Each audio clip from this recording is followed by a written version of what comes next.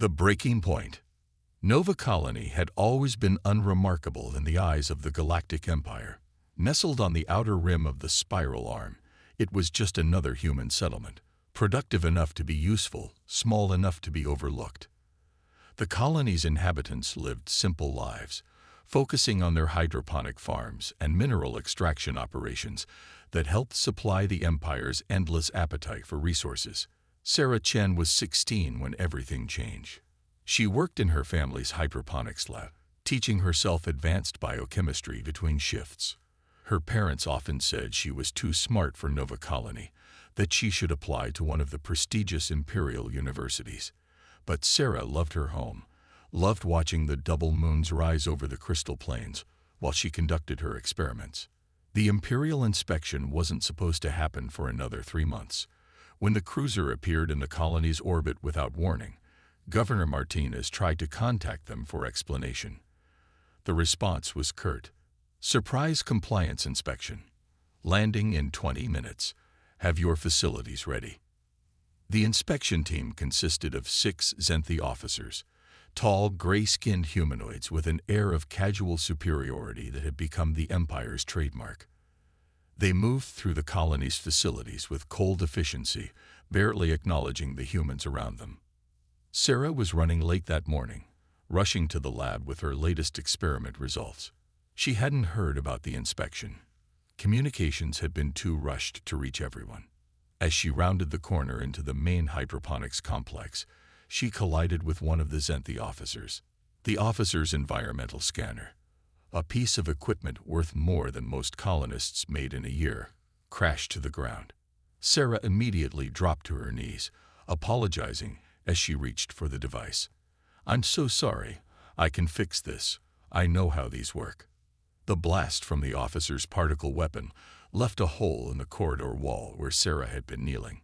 Her body crumpled silently, the data tablet she'd been carrying skittering across the floor, leaving a trail of broken glass and dreams. The officer would later claim he thought she was reaching for a weapon, that her sudden movement triggered his combat training, that it was an unfortunate accident, that ultimately the girl's fault for running in a restricted area. None of that mattered to the people of Nova Colony. What mattered was Sarah Chen's mother, finding her daughter's body while the Zenthi officers continued their inspection, as if nothing had happened. What mattered was Sarah's father, a quiet man who had never raised his voice in anger, having to be restrained as he tried to attack the officer who killed his only child. The Empire expected the incident to be forgotten like so many others. They had dealt with human outrage before. A strongly worded complaint here, a diplomatic protest there. Humans were scattered across thousands of colonies, divided by distance and cultural differences. They had no real military, no central government. They were subjects of the Empire, nothing more. But this time was different. This time, the Empire had made a fatal mistake. Sarah Chen wasn't just another colonial teenager. She had been corresponding with scientists across human space, sharing her research on improving hydroponic yields in low-gravity environments. Her death wasn't just a tragedy for Nova Colony. It was personal for communities across human space. The news spread through unofficial channels, passed from ship to ship, colony to colony. Sarah's last messages, her research notes, her dreams of improving life for outer rim colonies, all of it became fuel for a fire that had been smoldering for generations. Within days, human colonies began quietly canceling their contracts with imperial suppliers. Ship captains started finding excuses to delay or reroute imperial cargo. Nothing too obvious, nothing that could be called outright rebellion. Just 1,000 small acts of defiance, growing larger by the day. In the prestigious imperial universities that Sarah never got to attend, human students began dropping out, taking their research with them. On worlds where humans and imperial citizens had coexisted for generations, the humans started withdrawing from social circles, their usual warmth replaced by cold courtesy. The Empire noticed these changes but dismissed them as temporary emotional reactions. They had ruled for 10,000 years, overseen the rise and fall of countless civilizations. What could they possibly have to fear from humans? They would soon learn that humanity's greatest strength wasn't in weapons or numbers, but in their ability to unite against injustice. The death of Sarah Chen became a symbol, not just of imperial cruelty, but of humanity's resolve to never let such a tragedy go unanswered. In the darkness of space, on colonies and stations and ships across the galaxy, humans began preparing. They didn't call it revenge. They didn't call it rebellion. They simply looked at their children, remembered Sarah Chen, and knew that things had to change. The Empire had ruled the galaxy through fear and technological superiority, but they were about to learn that killing a human child would cost them everything. The storm was coming, and this time, humanity would not stand alone. Silent preparations. The human response began not with a bang, but with a whisper. In the 3 months following Sarah Chen's death, the Empire noticed nothing unusual, just a slight decrease in productivity, easily attributed to the normal fluctuations of colonial life. But beneath the surface, humanity was awakening. Dr. Marcus Rivera, who had once been the Empire's leading expert on quantum communications, disappeared from his prestigious position at the Imperial Science Academy. The Empire logged it as a retirement, another aging human choosing to return to his home colony. They didn't notice that he took with him detailed knowledge of the Empire's entire communication network. On the mining colony of Titan's Edge, Elizabeth Wong watched the memorial video for Sarah Chen for the 100th time. As chief engineer of the colony's mineral processing facilities, she had spent years maintaining Imperial mining equipment. Now, she began looking at that equipment differently, noting vulnerabilities, studying failure points. Her maintenance logs remained perfect, but her private database grew. The Empire's strength had always been its technology. Their quantum drives were centuries ahead of human designs. Their neural networks could process data faster than human computers. Their energy shields could withstand any conventional attack. But they had grown complacent, letting humans maintain their systems, trusting in their own superiority. In the asteroid fields of the Kuiper Belt, retired military officer John Santos started gathering former soldiers. Their training sessions looked like simple security drills, standard practice for outer rim colonies. The Empire's sensors didn't detect the subtle modifications being made to civilian ships, the careful stockpiling of supplies, the creation of secure communication channels. The humans knew they couldn't match the Empire's military might directly, but they had something the Empire didn't understand: generations of experience adapting Imperial technology to human needs. Every colony had its engineers who kept Imperial equipment running with human-made parts. Every outpost had its technicians who had learned to bypass Imperial security systems to perform necessary maintenance. On Nova Colony, Sarah Chen's parents received thousands of messages of condolence. Hidden within those messages was a growing network of coordination. Sarah's mother, Dr. Lisa Chen, began organizing her daughter's research contacts. The Empire saw grieving parents receiving support from their community. They didn't see the creation of the most sophisticated underground communication network in human history. The Chen Network, as it came to be known, used Sarah's hydroponic research as a cover. Agricultural data flowed freely between colonies: crop yields, growth rates, atmospheric compositions. Buried within that data were coded messages coordinating humanity's response. The Empire's AI systems, designed to detect military communications, saw only routine scientific exchanges. In the laboratories of Europa Station, Dr. Yuki Tanaka made a breakthrough. She had spent years studying the Empire's energy shield technology, trying to improve human defenses. Now, examining the data from Sarah's last experiment on mineral absorption in plants, she found something unexpected. The same principles that allowed plants to selectively absorb nutrients could be applied to energy fields. The Empire's supposedly impenetrable shields had a fundamental weakness, one that had been hiding in plain sight. The discovery spread through the Chen network. Across human space, scientists and engineers began working on weapons that could exploit this weakness. They didn't build warships or artillery. Instead, they created devices that looked like standard mining equipment, agricultural tools, or maintenance robots. Each piece was harmless alone, but together they formed an arsenal unlike anything the Empire had faced. The humans knew they would only get one chance. The Empire's retaliation for any failed rebellion would be swift and merciless. Every step had to be perfect, every piece in place before they made their move. 6 months after Sarah's death, humanity was ready. The Empire still saw nothing unusual, just scattered human colonies going about their business, perhaps a bit more quietly than before. They didn't see the network of preparations spanning human space. They didn't notice the subtle changes in their equipment's performance, the carefully orchestrated positioning of human ships and resources. In his new hidden laboratory, Dr. Rivera put the finishing touches on a device that would turn the Empire's quantum communications network against itself.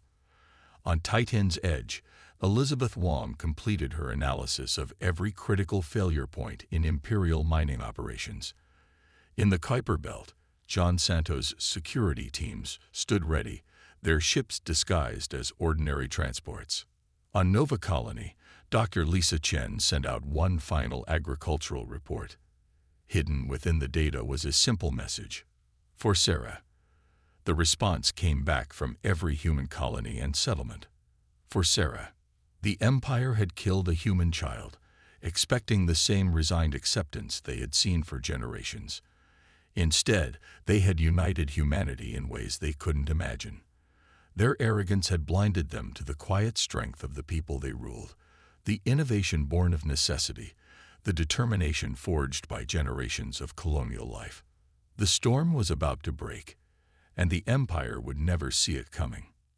The first strike. The Empire's central command station orbiting Centauri Prime was considered impregnable. Its quantum shields could withstand a direct hit from a stellar core explosion. Its AI systems could detect and neutralize any approaching threat before it came within firing range. Even its maintenance systems were automated, requiring minimal interaction from organic beings. Which was why Commander Vexthal of the Imperial Guard felt no concern when the routine maintenance request came through. The station's systems had flagged several mining vessels approaching, carrying replacement parts for the quantum shield generators. Their credentials were perfect, their documentation flawless. Just another day in the smooth operation of the Empire's military machine. The first sign that something was wrong came when Dr. Rivera's device activated. Throughout the Empire's quantum communications network, a cascade of microscopic errors began appearing. Nothing serious enough to trigger alarms, just enough to create subtle delays, tiny gaps in the perfect flow of information. In those gaps, Elizabeth Wong's knowledge of Imperial systems proved devastating. Maintenance robots throughout the station began executing their normal routines with slightly modified parameters. Shield harmonics shifted by fractions of a percent. Power distributions adjusted by margins so small they barely registered. The mining vessels, John Santos' disguised fleet, moved into position. Their holds contained not replacement parts, but weapons designed by Dr. Tanaka, each precisely calibrated to exploit the weaknesses that humans had discovered through generations of maintaining Imperial technology. At exactly 300 Imperial Standard Time, Dr. Lisa Chen sent out her final agricultural report. The data packet contained detailed information about mineral absorption rates in zero-gravity environments. It also carried the signal that humanity had been waiting for. The attack began not with weapons, but with silence. Throughout human space, every Imperial communication channel suddenly went dark. Dr. Rivera's device didn't just interrupt communications. It turned the Empire's own quantum network into a weapon, creating a cascade of failures that rippled through their command and control systems. Commander Vexthal was still trying to understand why his emergency channels weren't working when the shields failed. Not catastrophically, but strategically. Microscopic gaps appeared in their coverage, invisible to the Empire's scanning systems, but precisely mapped by generations of human maintenance workers. The mining vessels struck with surgical precision. Their weapons, disguised as standard mining equipment, fired through the gaps in the shields. Each shot hit a critical system that Elizabeth Wong had identified, systems whose weaknesses she had studied for years. Imperial troops rushed to battle stations, only to find that their automated defense systems were responding with devastating sluggishness. The maintenance robots, reprogrammed by Wong's subtle modifications, were interfering with critical systems while appearing to perform their normal duties. In orbit around Nova Colony, the Imperial cruiser that had brought Sarah Chen's killers arrived for another inspection. They found themselves surrounded by civilian ships, freighters, passenger vessels, mining craft. Before they could raise shields, they discovered that their weapons had been subtly sabotaged during their last maintenance cycle. Across human space, the pattern repeated. Imperial strongholds found their sophisticated defenses compromised by the very maintenance systems they had trusted humans to manage. Communication centers fell silent as Dr. Rivera's device turned their own network against them. Military vessels discovered that their superior technology had been quietly undermined by years of calculated sabotage disguised as routine maintenance. The Empire had expected a rebellion to look like their previous conflicts. Fleets of warships, waves of soldiers, direct confrontations between military forces. Instead, they faced an enemy that had turned their own arrogance into a weapon. Every system they had trusted, every piece of technology they had assumed was secure, became a vulnerability. In the first hour alone, humanity destroyed or captured 30% of the Empire's military infrastructure, not through superior firepower or advanced technology, but through intimate knowledge of Imperial systems and the patience to exploit every weakness. The Empire's response was hampered by their own hierarchical nature. With their quantum communications network compromised, each Imperial facility had to make decisions in isolation. Their AIs, programmed to expect direct military threats, struggled to identify and counter the multiple layers of sabotage the humans had built into their systems over years. From his hidden laboratory, Dr. Rivera watched the cascade of failures spreading through the Imperial network. On Titan's edge, Elizabeth Wong monitored the systematic collapse of Imperial infrastructure. In the Kuiper Belt, John Santa's fleet struck target after target, using their disguised weapons to devastating effect. And on Nova Colony, Dr. Lisa Chen stood in her daughter's hydroponics lab, watching the reports come in. The Empire had killed her child, believing that humans would accept it as they had accepted so much else. Instead, they had triggered their own destruction, undone by the quiet strength they had never bothered to notice. The first strike was only the beginning. The Empire was wounded but not defeated, and humanity knew the real battle was just beginning. But they had shown the galaxy something unprecedented. The Empire was not invincible. Their technology could be turned against them. Their power could be broken. The storm had broken, and the galaxy would never be the same. Empire's desperation. High Admiral Xenvorth stood in the ruins of the Central Command Station, his gray skin pale with fury. Around him, Imperial technicians worked frantically to restore their systems, stripping out human-made components and replacing them with pure Imperial technology. But the damage wasn't just physical. It was psychological. The Empire's myth of invincibility had been shattered. How? He demanded, addressing the Emergency Council of Imperial leaders. How did these primitives hide this from us? The admission of ignorance burned in his throat. The Empire had ruled for millennia, their superiority unquestioned. Now they had been humbled by a species they had dismissed as barely worth noticing. The Empire's response was swift and brutal. Fleets of warships descended on human colonies, intending to crush any resistance through sheer force. But they found the colonies evacuated, the vital infrastructure destroyed or booby-trapped. The humans had anticipated this reaction and prepared accordingly. Dr. Lisa Chen's network proved its worth again. As Imperial forces approached each colony, residents disappeared through hidden evacuation routes, leaving behind automated systems that continued to transmit normal activity patterns. By the time the Empire realized they were attacking empty settlements, The humans had regrouped in hidden locations throughout the galaxy. The Empire's attempts to restore their quantum communications network failed repeatedly. Dr. Rivera's virus had become embedded in the system's core protocols, making each attempt to purge it create new vulnerabilities. The Empire's technical superiority, maintained for thousands of years, had become their greatest weakness. In desperation, the Empire turned to their oldest tactic, overwhelming force. They began assembling the largest fleet in their history, stripping defenses from their core worlds to build an armada that would crush humanity once and for all. High Admiral Xenvorth would personally lead the assault, determined to restore the Empire's honor. But the humans weren't idle. Elizabeth Wong's knowledge of Imperial systems had been shared throughout the Resistance. Every human who had ever maintained Imperial equipment now knew exactly how to disable it.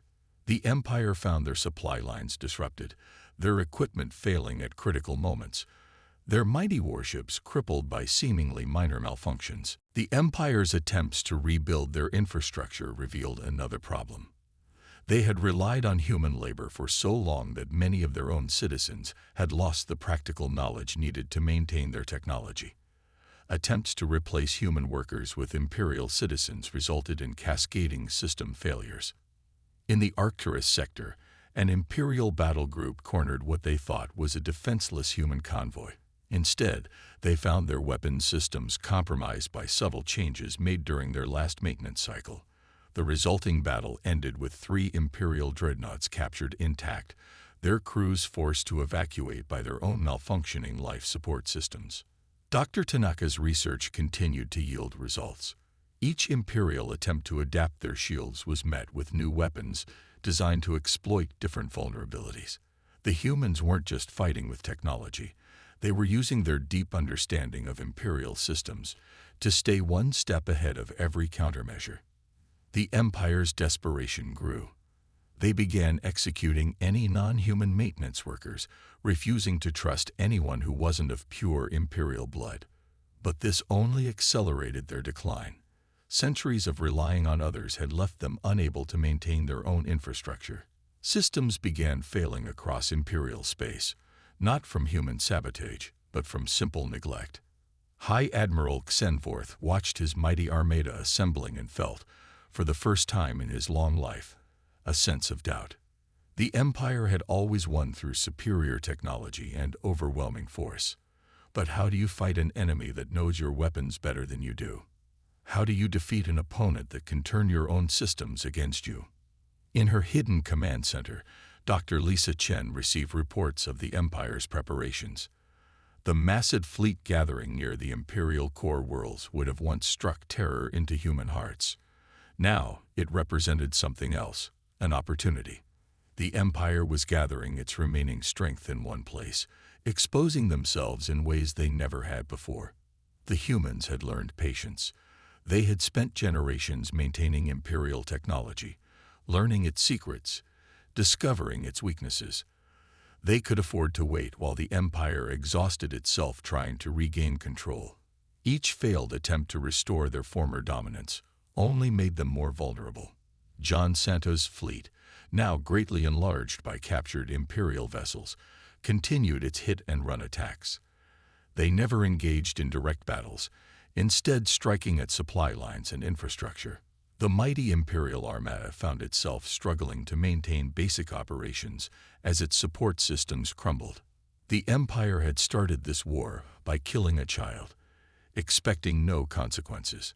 Now they found themselves fighting an enemy that had spent generations preparing for this moment.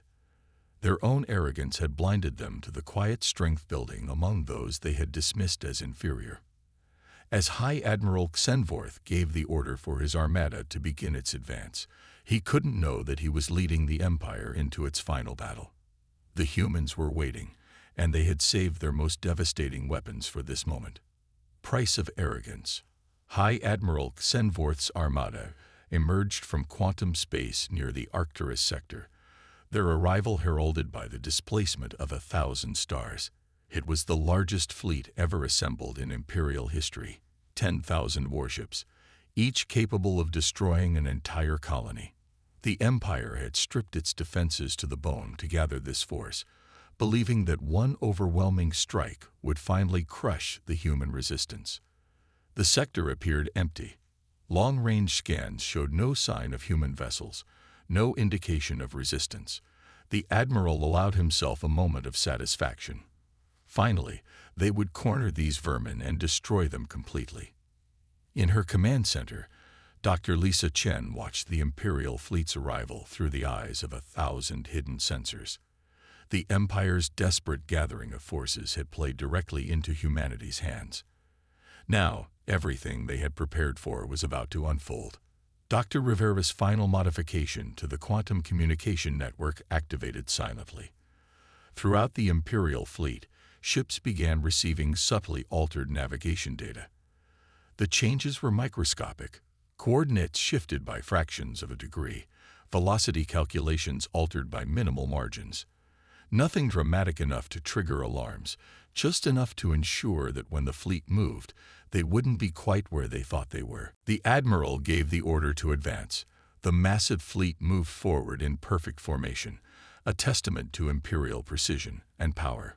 They were so focused on maintaining their impressive display that they didn't notice the scattered debris floating in their path, remnants of previous battles, perfectly ordinary in a sector that had seen so much combat. Elizabeth Wong's last gift to the Empire activated as the fleet passed through the debris field. Each piece of wreckage contained microscopic machines, built using Imperial technology, but programmed with human ingenuity. They attached themselves to the warship's hulls, indistinguishable from normal space dust. The Imperial fleet approached their target coordinates, ready to unleash their overwhelming firepower on any human resistance. Instead, they found themselves surrounded. John Santos's forces had positioned themselves in a perfect sphere around the Imperial Armada, using the navigation errors introduced by Rivera's code to maneuver into the Empire's blind spots. But it wasn't the human fleet that struck first. Dr. Tanaka's final weapon activated, not with a dramatic explosion, but with a subtle resonance that spread through the microscopic machines attached to the Imperial ships. The frequency matched exactly with the harmonic vulnerability she had discovered in Sarah Chen's last experiments. Throughout the Imperial fleet, shield generators began to fail. Not dramatically, not obviously, but fundamentally. The quantum fields that had protected Imperial ships for millennia simply ceased to exist. The mighty Armada found itself suddenly vulnerable, their superior technology rendered useless by principles discovered by a teenage girl on a farming colony. High Admiral Xenvorth realized too late what was happening. He tried to order his fleet to retreat, but Rivera's modifications to the quantum network turned his commands into gibberish. Ship captains, unable to receive coherent orders, began acting independently. The perfect formation dissolved into chaos. The human fleet struck with precision born of generations of studying Imperial tactics. They didn't target the warships directly. Instead, they fired on specific points that Wong had identified, locations where Imperial engineering had sacrificed redundancy for efficiency. Critical systems failed across the fleet as carefully hidden weaknesses were exploited. Imperial crews, trained to rely on their superior technology, found themselves unable to respond effectively. Their automated systems were compromised, their manual controls unfamiliar after generations of neglect. Ships began colliding as their navigation systems failed, their crews unable to compensate manually. In the chaos, something unprecedented happened. Imperial ships began surrendering. Crews who had never questioned their supremacy faced a choice between death and surrender to those they had considered inferior. The Empire's iron discipline cracked, then shattered. High Admiral Xenvorth watched in horror as his mighty armada disintegrated, not through superior firepower or advanced technology, but through human understanding of Imperial systems, understanding gained through generations of patient observation and careful planning. The battle lasted less than an hour. When it was over, the largest fleet in Imperial history had been defeated without a single human casualty. The Empire's military power was broken, their technology turned against them, their arrogance become their undoing. In her command center, Dr. Lisa Chen received the reports of victory with quiet satisfaction. She opened a channel to what remained of the Imperial leadership. Her message was simple: "The Empire killed my daughter, believing there would be no consequences. You thought humans were weak because we worked for you, maintained your ships, served your needs. You never understood that we were learning, preparing, waiting. This is the price of your arrogance." The Empire surrendered 3 days later. Their remaining forces, scattered across the galaxy, found themselves unable to operate without the human workers they had taken for granted. Their mighty technology, deprived of the maintenance they had dismissed as beneath them, began to fail. In the aftermath, humanity emerged not as conquerors but as leaders. They understood better than anyone the importance of cooperation, the strength that comes from working together. The Empire's former subjects, impressed by how humans had defeated their oppressors, looked to them for guidance. On Nova Colony, a new memorial was built. It honored not just Sarah Chen, but all those who had suffered under Imperial rule. The inscription read simply, "They thought we were weak because we served. They never understood that service teaches strength." The galaxy would never be the same.